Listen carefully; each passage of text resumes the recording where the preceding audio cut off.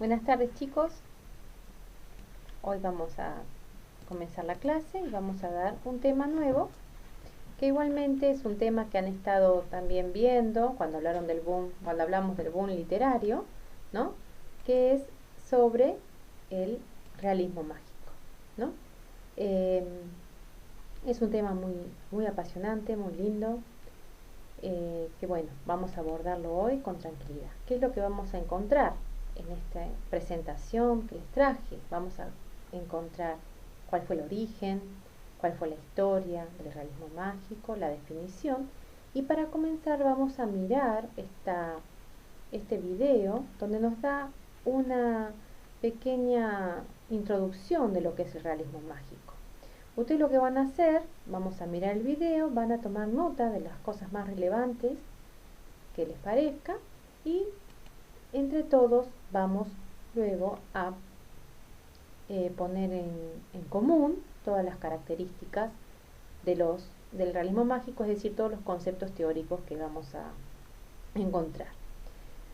Podemos decir que el realismo mágico fue empleado por primera vez, como vimos ahí mismo también en este video, por el crítico alemán Roth, quien ideó esa expresión. Pero fue para referirse no a la literatura en sí, sino a una pintura que reflejaba una realidad modificada. El concepto de realismo mágico tuvo trascendencia luego cuando Pietri lo utilizó para describir la obra de ciertos autores de origen latinoamericano. Y desde entonces se lo considera que el realismo mágico es un género literario de amplio alcance artístico que tuvo su auge a mitad del siglo XX. Entre las principales características, ¿no?, que suelen aparecer dentro de las novelas o de los cuentos del realismo mágico se encuentra el contenido con elementos fantásticos o mágicos. Fíjense que hablamos de realismo mágico. Son dos conceptos que se contraponen, ¿no?, que son percibidos como normales por los personajes. Es decir, en estas obras vamos a encontrar que los personajes van a tomar lo mágico como algo natural y cotidiano. Y también vamos a encontrar una característica que va a ser la presencia de lo sensorial como parte de la percepción de la realidad. Es decir, vamos a encontrar muchas cosas, olores, sentidos en abundancia dentro de lo que es el realismo mágico, es decir, en las obras. Entonces, si lo tenemos que definir, vamos a decir que es una corriente artística que presenta elementos mágicos o situaciones ilógicas, que son para nosotros serían, ¿no?, en comparación con otras obras consideradas realistas, y que es un movimiento literario y pictórico del siglo XX, que intenta mostrar lo irreal o extraño como algo cotidiano o común. ¿Cuál es el objetivo? No es el despertar emociones, sino expresarlas. Miren, es interesante esto, ¿no?, siendo además y sobre todo una actitud frente a la realidad. Entonces, el realismo mágico literario surge en América Latina a comienzos del siglo XX. Era muy común que los escritores viajaban frecuentemente a los centros culturales europeos como Berlín, París o Madrid y fueron influenciados por el movimiento artístico de la época. Alejo Carpentier y Pietri, por ejemplo, fueron fuertemente influenciados por movimientos como el surrealismo durante sus estadías en París entre 1920 y 1930. Sin embargo, la publicación de la traducción de Roth en la revista de Occidente, encabezada por la figura literaria de Gasset, fue el disparador de la vinculación entre lo pictórico y lo literario. Tenemos que Borges, por ejemplo, también se inspiró y alentó a otros escritores latinoamericanos en el desarrollo de este nuevo género, y como principal representante tenemos a Gabriel García Márquez, ¿no?, que fue el máximo exponente del realismo mágico en la literatura latinoamericana. Gabriel García Márquez es el máximo exponente, como dije anteriormente, y otros autores que vamos a encontrar también como referentes del realismo mágico y también que surgieron o que se notaron más durante el boom literario fue Julio Cortázar, ¿no?, también un gran exponente. Bueno, Gabriel García Márquez fue el que ganó el premio Nobel de literatura, ¿no?, tenemos también Ángel Asturias, otro, ¿no? Y bueno, vamos a hablar un poquito más sobre el realismo mágico. Decimos que fue la respuesta ideal para los autores. ¿Por qué? Porque vivían una época de dictadura y de censura. Entonces, encontraron la manera de, de a través de la fantasía explicar los elementos de la realidad, que con las palabras exactas, ¿no? los habrían condenado a muerte, ¿no? Entonces encontraron a través de la literatura una herramienta también para contar la realidad que estaban viviendo. Bueno, acá encontramos un poco la biografía, ¿no? De Gabriel García Márquez, que se le decía Gabito, se lo conocía como Gabito, cuando nació, ¿no? Después ustedes con más detenimiento pueden volver a mirar esta presentación y van a encontrar las características del autor. Vamos directamente a las características de lo que es el realismo mágico. Es una característica propia de la literatura latinoamericana de la segunda mitad del siglo XX, que fue donde los elementos fantásticos y los fabulosos, ¿no? Se exageran. Hay mucha exageración, ¿no? Su objetivo no es el despertar emociones, como habíamos dicho, sino expresarlas, siendo además y sobre todo una actitud frente a la realidad. Tienen tendencia a fundir lo real con lo fantástico. En las obras existen elementos mágicos que los personajes consideran como normales. Es decir, y lo que nosotros consideramos como normales, ellos no lo consideran así, ¿no? Los elementos mágicos pueden intuirse, pero no se explican, no van a explicarse esos elementos mágicos dentro de la obra. Se toman como algo normal y cotidiano. Contienen múltiples narradores que pueden estar en primera, segunda y tercera persona, y el tiempo se puede distorsionar y se percibe como cíclico y no lineal. Se transforma lo cotidiano en experiencias que pueden ser sobrenaturales, los personajes pueden revivir, los escenarios son en su mayoría americanos. En cuanto a los temas, hay diversidad de épocas históricas, una esencia cultural del mestizaje y elementos prehispánicos en sus valores mitológicos. Las propiedades que surgen de la realidad son la clarividencia, la levitación, vidas largas, milagros, enfermedades, mitad imaginarias que son exageradas hiperbólicamente, como les decía antes, hay mucha exageración, pero todo eso supone fe. Todo esto representa la parte mágica, mientras el realismo se encuentra en el modo de contar la narrativa, como si el hilo principal fuera realista y lo más importante, mientras que lo mágico no representa más que unos detalles ordinarios de poca importancia. El realismo mágico nos invita a nosotros, cuando leemos las obras, a menospreciar lo real o a apreciar lo milagroso. Los elementos mágicos nunca son explicados. Como había dicho, también hay mucha presencia de lo sensorial como parte de la percepción de la realidad. La preocupación estilística, partícipe de una visión estética de la vida que no excluye la experiencia de lo real. Y el fenómeno de la muerte es tenido en cuenta, es decir, los personajes pueden morir y luego volver a vivir. Bien, ¿cómo vamos a trabajar nosotros? ¿Cuáles son las actividades? Vamos a trabajar un cuento que se llama El ahogado más hermoso del mundo, que ahora yo se los voy a leer. También ustedes van a encontrar el audiolibro, este cuento leído. Y van a encontrar también una presentación, van a encontrar una presentación donde también van a encontrar todo el resumen, ¿sí?, de lo que es el realismo mágico. A ver, vamos a buscarla, la presentación. Vamos a esperar. A ver, un momentito.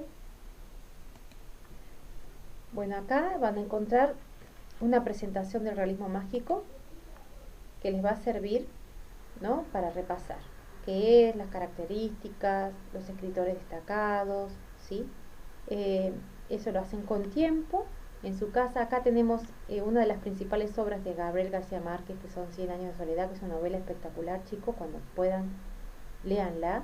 Ahí está bien característico cómo se toma lo sobrenatural como algo normal, ¿no? Por ejemplo, cuando llueven flores amarillas, ¿no?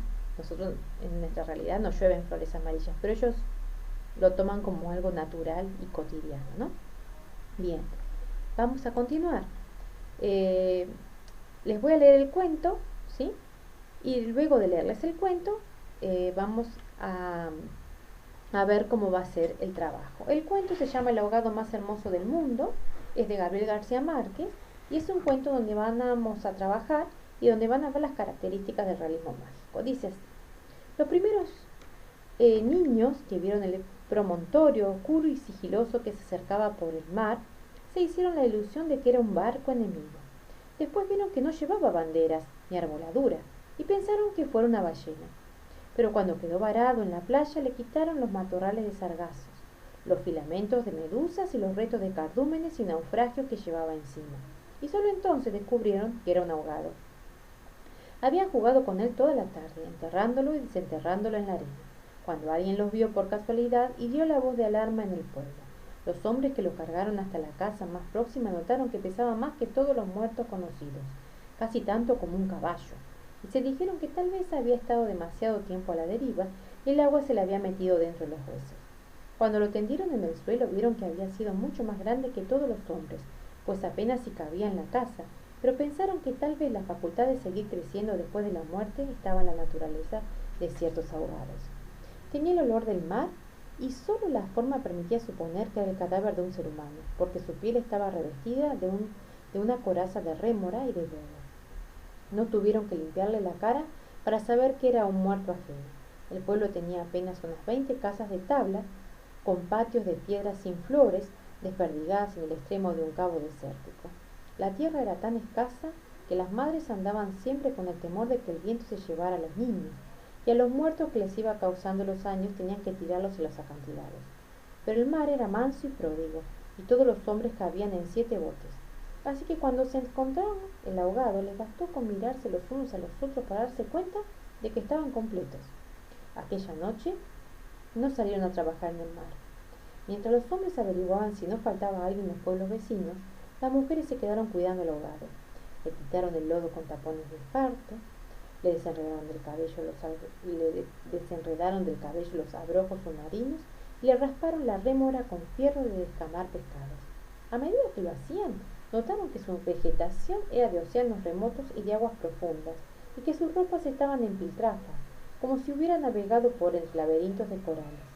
Notaron también que sobrellevaba la muerte con altivez, pues no tenía el semblante solitario de los otros ahogados del mar, ni tampoco la catadura sórdida y menesterosa de los ahogados fluviales. Pero solamente cuando acabaron de limpiarlo, tuvieron conciencia de la clase de hombre que era, y entonces se quedaron sin aliento. No solo era el más alto, el más fuerte, el más viril y el mejor armado que habían visto jamás, sino que todavía cuando lo estaban viendo no les cabía en la imaginación. No encontraron en el pueblo una cama bastante grande para tenderlo ni una mesa bastante sólida para velarlo. No le vinieron los pantalones de fiesta de los hombres más altos, ni las camisas dominicales de los más corpulentos, ni los zapatos del mejor plantado. Fascinadas por su desproporción y su hermosura, las mujeres decidieron entonces hacer unos pantalones con un pedazo de vela cangreja y una camisa de bramante de novia, para que pudiera continuar su muerte con dignidad. Mientras cosían sentadas en círculo, contemplando el cadáver entre puntada y puntada, les parecía que el viento no había sido nunca tan tenaz ni el Caribe había estado nunca tan ansioso como aquella noche, y suponían que esos cambios tenían algo que ver con el muerto. Pensaban que si aquel hombre magnífico hubiera vivido en un pueblo, su casa habría tenido las puertas más anchas, el techo más alto y el piso más firme, y el bastidor de su cama habría sido de cuadernas maestras con pernos de hierro, y su mujer habría sido la más feliz. Pensaban que habría tenido tanta autoridad que hubiera sacado los peces del mar con solo llamarlos por sus nombres, y habría puesto tanto empeño en el trabajo que hubiera hecho brotar manantiales de entre las piedras más áridas y hubiera podido sembrar flores en los acantilados. Lo compararon en secreto con sus propios hombres, pensando que no serían capaces de hacer en toda una vida lo que aquel era capaz de hacer en una noche, y terminaron por repudiarlos en el fondo de sus corazones como los seres más escuálidos y mezquinos de la tierra. Andaban extraviadas por esos dédalos de fantasía, cuando la más vieja de las mujeres, que por ser la más vieja había contemplado al ahogado con menos pasión que compasión, suspiró: tiene cara de llamarse Esteban. Era verdad. A la mayoría le bastó con mirarlo otra vez para comprender que no podía tener otro nombre. Las más porfiadas, que eran las más jóvenes, Se mantuvieron con la ilusión de que al ponerle la ropa, tendido entre flores y con unos zapatos de charol, pudiera llamarse Lautaro. Pero fue una ilusión vana. El lienzo resultó escaso, los pantalones mal cortados y peor cosidos le quedaron estrechos, y las fuerzas ocultas de su corazón hacían saltar los botones de la camisa. Después de la medianoche, se adelgazaron los silbidos del viento y el mar cayó en el sopor del miércoles. El silencio acabó con las últimas dudas. Era Esteban. Las mujeres que lo habían vestido, las que lo habían peinado, las que le habían cortado las uñas y raspado la barba, no pudieron reprimir un estremecimiento de compasión cuando tuvieron que resignarse a dejarlo tirado por los suelos. Fue entonces cuando comprendieron cuánto debió haber sido de infeliz con aquel cuerpo descomunal, si hasta después de muerto le estorbaba. Lo vieron condenado en vida a pasar de medio lado por las puertas, a descalabrarse con los travesaños, a permanecer de pie en las visitas sin saber qué hacer con sus tiernas y rosadas manos de buey de mar, mientras la dueña de casa buscaba la silla más resistente y le suplicaba muerta de miedo: siéntese aquí, Esteban, hágame el favor. Y el recostado contra las paredes, sonriendo: no se preocupe, señora, así estoy bien, con los talones en carne viva y las espaldas escaldadas de tanto repetir lo mismo en todas las visitas. No se preocupe, señora, así estoy bien, solo para no pasar vergüenza de desbaratar la silla, y acaso sin haber sabido nunca que quienes le decían: no te vayas, Esteban, espérate siquiera hasta que hierva el café, eran los mismos que después susurraban: ya se fue el bobo grande, qué bueno, ya se fue el tonto hermoso. Esto pensaban las mujeres frente al cadáver un poco antes del amanecer. Más tarde, cuando le taparon la cara con un pañuelo para que no le molestara la luz, lo vieron tan muerto para siempre, tan indefenso, tan parecido a sus hombres, que se les abrieron las primeras grietas de lágrimas en el corazón. Fue una de las más jóvenes la que empezó a sollozar. Las otras, asentándose entre sí, pasaron de los suspiros a los lamentos, y mientras más sollozaban, más deseos sentían de llorar, porque el ahogado se les iba volviendo cada vez más Esteban, hasta que lo lloraron tanto que fue el hombre más desvalido de la tierra, el más manso y el más servicial, el pobre Esteban. Así que cuando los hombres volvieron con la noticia de que el ahogado no era tampoco de los pueblos vecinos, ellas sintieron un vacío de júbilo entre las lágrimas. Bendito sea Dios, suspiraron, es nuestro. Los hombres que creyeron que aquellos aspavientos no eran más que frivolidades de nostalgia. Cansados de las tortuosas averiguaciones de la noche, lo único que querían era quitarse de una vez el estorbo del intruso antes de que prendiera el sol bravo de aquel día árido y sin viento. Improvisaron una zangarilla con restos de trinquetes y botavaras y los amarraron con carlingas de altura para que resistieran el peso del cuerpo hasta los acantilados. Quisieron encadenarle a los tobillos un ancla de buque mercante para que fondeara sin tropiezos en los mares más profundos, donde los peces son ciegos y los buzos se mueren de nostalgia, de manera que las malas corrientes no fueran a devolverlo a la orilla, como había sucedido con otros cuerpos. Pero mientras más se apresuraban, más cosas se les ocurrían a las mujeres para perder el tiempo. Andaban como gallinas asustadas picoteando amuletos de mar en los arcones, unas estorbando aquí porque querían ponerle al ahogado los escapularios del buen viento, otras estorbando allá para abrocharle una pulsera de orientación, y al cabo de tanto quítate de ahí, mujer, ponte donde no estorbes, mire que casi me haces caer sobre el difunto, a los hombres se les subieron al hígado las suspicacias y empezaron a rezongar que con qué objeto tanta ferretería de altar mayor para un forastero, si por muchos estoperoles y calderetas que llevara encima se lo iban a masticar los tiburones, pero ellas seguían tripotando sus reliquias de pacotilla, llevando y trayendo, tropezando, mientras se les iba en suspiros lo que no se les iba en lágrimas. Así que los hombres terminaron por despotricar que de cuando acá a semejante alboroto por un muerto al garete, un ahogado de nadie, un fiambre de mierda. Una de las mujeres, mortificada por tanta insolencia, le quitó entonces el cadáver el pañuelo de la cara, y también los hombres se quedaron sin aliento. Era Esteban. No hubo que repetirlo para que lo reconocieran. Si les hubieran dicho Sir Walter, quizás hasta ellos se habrían impresionado con su acento de gringo, con su guacamayo en el hombro, con su arcabuz de matar caníbales, pero Esteban solamente podía ser uno en el mundo, y allí estaba tirado como un sábalo, sin botines, con unos pantalones de cientenecino y esas uñas rocallosas que solo podían cortarse a cuchillo. Bastó con que le quitaran el pañuelo de la cara para darse cuenta de que estaba avergonzado, de que no tenía la culpa de ser tan grande, ni tan pesado, ni tan hermoso. Y si hubiera sabido que aquello iba a suceder, habría buscado un lugar más discreto para ahogarse. En serio, me hubiera amarrado yo mismo un áncora de galón en el cuello y hubiera trastabillado como quien no quiere la cosa en los acantilados, para no andar ahora estorbando con este muerto de miércoles, como ustedes dicen, para no molestar a nadie con esta porquería de fiambre que no tiene nada que ver conmigo. Había tanta verdad en su modo de estar, que hasta los hombres más suspicaces, los que sentían amargas las minuciosas noches del mar temiendo que sus mujeres se cansaran de soñar con ellos para soñar con los ahogados, hasta esos y otros más duros se estremecieron en los tuétanos con la sinceridad de este hombre. Fue así como le hicieron los funerales más espléndidos que podían concebirse para un ahogado expósito. Algunas mujeres que habían ido a buscar flores en los pueblos vecinos regresaron con otras que no creían lo que les contaban, y éstas se fueron por más flores cuando vieron al muerto, y llevaron más y más, hasta que hubo tantas flores y tanta gente que apenas si se podía caminar. A la última hora les dolió devolver a los huérfanos las aguas, y le eligieron un padre y una madre entre los mejores, y otros se les hicieron hermanos, tíos y primos, así que a través de él todos los habitantes del pueblo terminaron por ser parientes entre sí. Algunos marineros que oyeron el llanto a distancia perdieron la certeza del rumbo. Se supo de uno que se hizo amarrar al palo mayor recordando antiguas fábulas de sirenas. Mientras se disputaban el privilegio de llevarlo en hombros por las pendientes escarpadas de los acantilados, hombres y mujeres tuvieron conciencia por primera vez de la desolación de sus calles, la aridez de sus patios, la estrechez de sus sueños, frente al esplendor y la hermosura de su ahogado.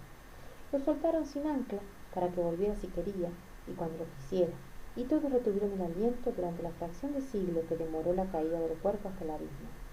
No tuvieron necesidad de mirarse los unos a los otros para darse cuenta de que ya no estaban completos, ni volverían a estarlo jamás, pero también sabían que todo sería diferente desde entonces, que sus casas iban a tener las puertas más anchas, los techos más altos, los pisos más firmes, para que el recuerdo de Esteban pudiera andar por todas partes sin tropezar con los travesaños y que nadie se atreviera a susurrar en el futuro: ya murió el bobo grande, qué lástima, ya murió el tonto hermoso, porque ellos iban a pintar las fachadas de colores alegres para eternizar la memoria de Esteban, y se iban a romper el espinazo excavando manantiales en las piedras y sembrando flores en los acantilados, para que los amaneceres de los años venturosos, los pasajeros de los grandes barcos despertaran sofocados por un olor de jardines en alta mar, y el capitán tuviera que bajar de su alcázar con su uniforme de gala, con su astrolabio, su estrella polar y su ristra de medallas de guerra, y señalando el promontorio de rosas en el horizonte del Caribe, dijera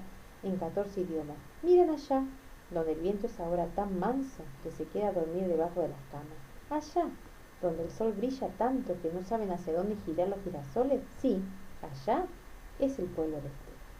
Gabriel García Márquez, el abogado más hermoso del mundo. La increíble y triste historia de la Cándida de Mérida y de su abuela de Salamanca. Gabriel García Márquez, 1972. Hermoso cuento, chicos, que lo vamos a trabajar. Muy bien, ¿ustedes qué es lo que van a hacer? Luego de haberlo escuchado, van a tener también el audiolibro, van a tener también la obra escrita, ¿sí? Y lo que vamos a hacer es resolver un cuestionario de forma colaborativa. Luego que ustedes lo resuelvan ese cuestionario, lo van a poner en un Padlet. ¿Qué es un Padlet? Es una pizarra virtual donde ustedes, vamos a mostrarles la pizarra virtual. Acá encontramos la presentación y acá, fíjense, ustedes van a colocar su resolución de cuestionario en este Padlet. ¿Ven? Nosotros, las actividades van a ser: lean el cuento, el abogado más hermoso del mundo, lo van a volver a leer con detenimiento, van a buscar las palabras que no entienden, ¿sí? Que hay muchas, hay mucho vocabulario nuevo para poder trabajar, para poder investigar, ¿sí? Van a transcribir y completar las siguientes oraciones. En el inicio del relato, el abogado es confundido con y completa. Esteban es un abogado sobrenatural porque y completa. Los pobladores deciden llamarlo Esteban porque se imaginan que su vida fue. Bueno, luego que ustedes lean con más detenimiento el cuento, van a poder hacer este cuestionario. Trabajar de forma colaborativa en grupo de 3 es: todos trabajan, conversan las respuestas y se ponen de acuerdo y colocan las respuestas, pero todos deben trabajar, ¿sí? Luego, tienen la pregunta 2, comparen las actitudes de los hombres y de las mujeres con el ahogado. Fíjense que son distintas actitudes, ¿no? En un primer momento, sobre todo. Luego, el realismo mágico se caracteriza por un trato particular que reciben los elementos no reales, ¿sí? Estos se insertan en los relatos con naturalidad. Fíjense ustedes, busquen, ¿no? Todo esto las características del realismo mágico, búsquenlas acá en el cuento, ¿no? ¿Qué tiene de particular el tamaño del cadáver? ¿Cómo es visto esto por los integrantes del pueblo? Fíjense. Luego la pregunta 4. En el quinto párrafo, acuérdense que un párrafo empieza de una mayúscula a un punto y aparte. Busquen cuál es el quinto párrafo y respondan. ¿Qué se menciona del viento? ¿Qué otras cosas creen las mujeres del ahogado? Pregunta 5. ¿Qué otros elementos relacionados a las supersticiones o exageraciones se presentan en el cuento? Recuerden que en el realismo mágico existían muchas exageraciones, muchas. Bueno, búsquenlas y las transcriben. Pregunta 6. Busquen la frase estrechez de sus sueños, que más al final del cuento está, y ustedes van a poner con sus palabras y explicar lo que creen que significa y cómo se relaciona con el pueblo y con el ahogado, ¿no? ¿Cuál es la relación? La pregunta 7. ¿Por qué este cuento pertenece al realismo mágico? Van a tener que justificar la respuesta, es decir, ¿por qué? Ustedes dicen que pertenece o por qué piensan que no pertenece. Ya sabemos que sí pertenece, ¿no? Bueno, ¿cuáles son las características del realismo mágico que aparecen en este cuento? Entonces, de esa forma, si ustedes las colocan, van a poder justificar su respuesta. ¿Por qué se llama así y qué otros nombres recibe? ¿Qué relación guardan esos nombres con su identidad? La pregunta 8. La 9. ¿Cómo reacciona el pueblo frente a Esteban? ¿Cómo va cambiando esta relación a lo largo del relato? ¿No? La aparición de este ahogado ayudó a la comunidad. Fíjense cómo arranca, hay muchas descripciones, ¿no? Y cómo termina, ¿no? El cuento. Bueno, tienen que buscar un enunciado dentro del cuento que resuma la integración e identidad que proporciona, ¿no? Fíjense que el pueblo tiene una actitud al principio, cuando se describe cómo es el pueblo y qué es lo que quieren después, ¿no? Después, la pregunta 10, narrar los funerales desde el punto de vista de Esteban en primera persona protagonista, ¿sí? Lo tienen que hacer eso. Lo hacen entre los tres también. Utilizan algunos de los procedimientos literarios característicos del realismo mágico, ¿sí? Pueden volver a revisar lo que es la presentación, que yo les di. También van a encontrar el link de la obra escrita, el audiolibro, tienen la presentación y este video lo van a poder mirar todas las veces que ustedes quieran. ¿Cómo van a trabajar acá en el Padlet? Bien, van a ver, vamos a salir de acá, aprietan acá el lapicito, ¿ven? Y van a colocar en el título, ahí van a colocar el ahogado más hermoso del mundo, cuestionario, ¿sí? Van a poner su nombre, su apellido, los integrantes del grupo. Bueno, esto lo voy a borrar, ¿sí? Después cuando colocan, por ejemplo, pongo acá, ¿no? El ahogado, bueno, pongo eso, ¿no? Más hermoso del mundo, los integrantes. Cuando aprietan afuera, queda, ¿ven? Queda. Y ahí va a quedar registrado las respuestas, en donde todos vamos a poder leer los trabajos de todos.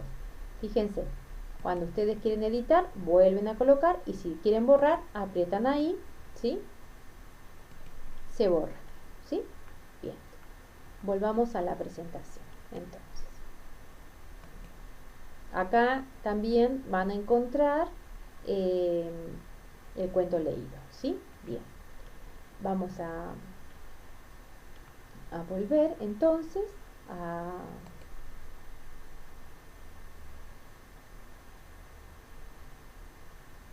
Pues oye, muy bien por experiencia.